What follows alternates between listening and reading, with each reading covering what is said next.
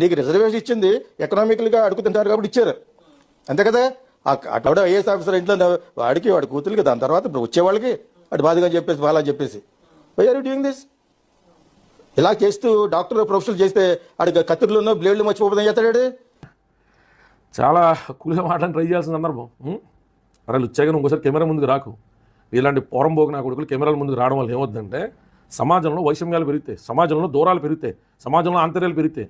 నీ అర్హత ఏంటని నువ్వు అసలు కెమెరాల ముందుకు వచ్చి పెద్ద పెద్ద మొదలలా మాట్లాడతారా? నువ్వు తట్టపక్క టోపేటి పెట్టుకుని పరిమాణాలు కొడక నువ్వా?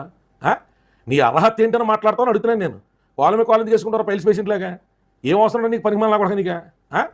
నీకు ఏం తెలిసిన మాట్లాడతానో అడుగుతున్నాను నేను.